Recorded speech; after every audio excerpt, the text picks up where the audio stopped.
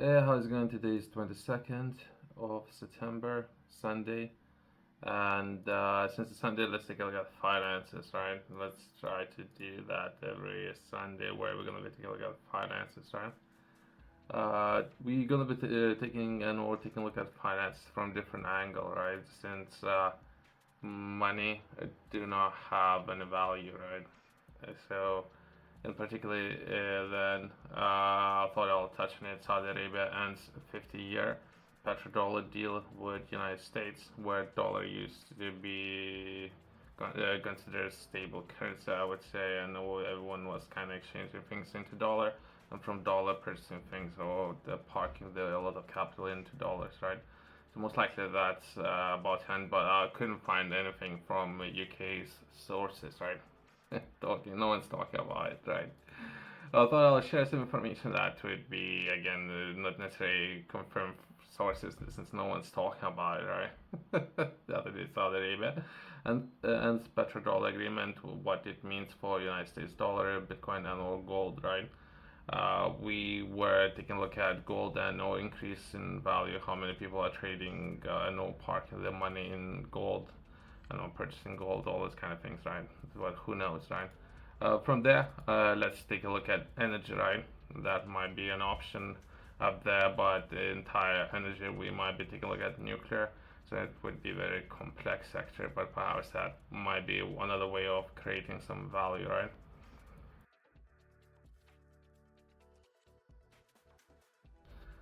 In previous video, we were taking a look at Switzerland and what Switzerland is doing when it comes to nuclear research, where they won't be, that will be Switzerland, and Switzerland won't be renewing its contract with some of the Russian scientists, right? So what Switzerland is left with when it comes to the nuclear sector, or it might be a new, I believe there's something happening there. Let's just say it this way, right? So I thought I'll touch on it, and that will be a center, and potentially this center is under operations by France and or Switzerland. By how they're going to be moving in, or taking a look at how to solve some of those problems out there when it comes to nuclear sector. Let's try to reach out to the center. Let's see. Perhaps we can begin talks, and if they have. If they won't be renewing contract, perhaps they're interested in bringing other businesses in, so there might be some opportunities. As well as I thought I'll touch on it is something that happened 25 days ago. That is Switzerland to scrap ban. So potentially it might be available for contracts when it comes to nuclear power stations. So there might be some opportunities there, right? So it's something that was updated 25 days ago. While we take a look at how to store some value, right? Since money that do not have any value, right? We can. I haven't read this article that today. The Swiss government said on Wednesday it plans to overturn ban on building new power plants to straighten local energy supply at a time of increased geopolitical tensions. And the energy minister, there's the names there. Well, I think we already covered everything what we would need to know. There's some risk when it comes to nuclear sector, and they touching on some historical data, all these kind of things, right? But energy production, in particular right now in Europe, there is a massive demand for energy, right?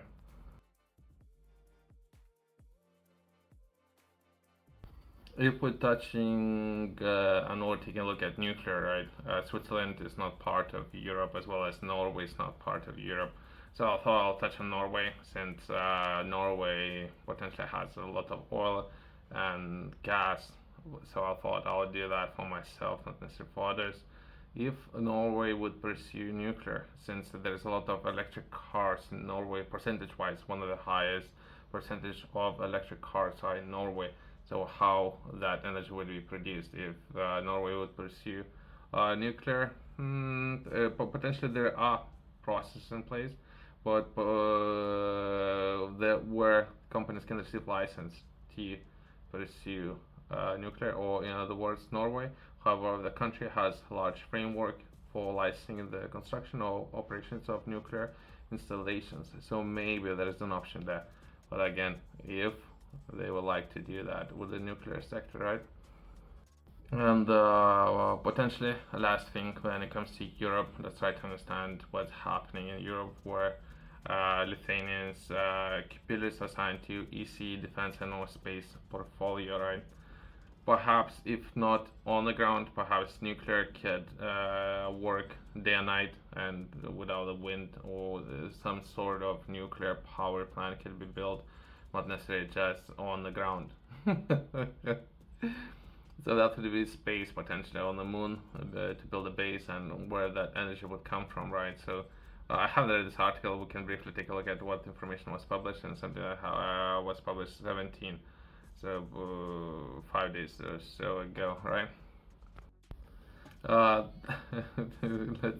I haven't read this article, right? So perhaps the structure and everything might be slightly different compared to some of the other articles that I'm reading all the time. But either way, on Tuesday, Ursula von der Leyen, who was appointed to lead the European Commission for a second time, presented the new EU commissioners, with Lithuania's Andrius Kubilius assigned to defense and aerospace portfolio.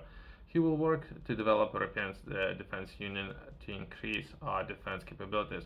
Von der Leyen said while introducing Lithuania's representative. The defense and aerospace portfolio is new and was added to European Commission for the 24th to 29th term, that would be years, right? Term in response for growing security threats from neighbors. The need to provide military assistance to Ukraine and to strengthen Europe's defense. Again, they might be pursuing completely different areas, right? But perhaps if that's the right person to talk to, who knows, right? Well, it might be something there, I guess. They might have finances, all these kind of things, right? The EC president said that he would work hard to achieve gender balance. Okay, so we going off the subject to hire best and most talented people. can can they write down something like that? Would be great. A new commissioner, but due to national nomination processes, she was only able to ensure that 40%. And okay, that's a waste of time. She also okay. So that would be different focuses, right? So there's some of the people that looking to hire a lot of people based on the appearances and or gender, all these kind of things, right? So not necessarily based on skills. So as of now, this is what we can find in these articles, right?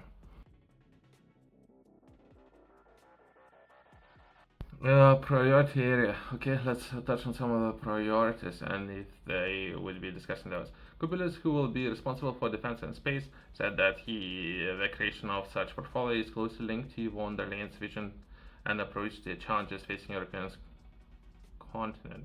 Okay, I like continent, not the block, but the continent. I like it. Better definition, right?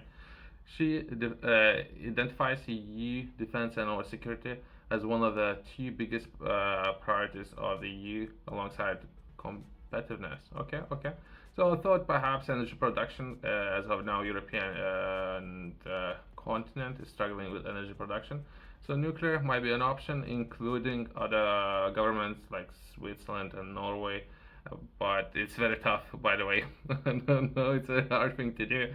So, and I don't know if he would have enough resources to do everything with very short time frame, right? Some of the information of that others might find interested, that is European Commission strategy, right? EU space strategy for security and defense. So that is something there, but not necessarily a lot of people would find it interesting. Perhaps we can share some screenshots. That will be brief, right? Very brief screenshot, right? And the entire structure and how they would approach this sector. Perhaps cybersecurity, all these kind of areas, as well as critical infrastructure and resources.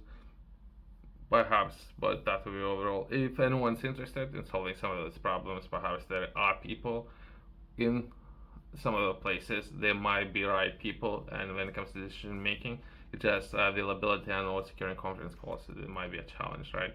Including some of those research facilities in Switzerland. They might be busy doing other things. To license such a project in Norway, it could be a massive task to do, but either way, that will be overall brief when we're taking a look at petrodollar and we're moving away from oil into perhaps nuclear, more cleaner energy sources. Is something that the European continent is struggling with. Perhaps that will be an alternative to oil, where we can take a look at wind, solar, and perhaps nuclear, right? Thanks for watching. See you next one.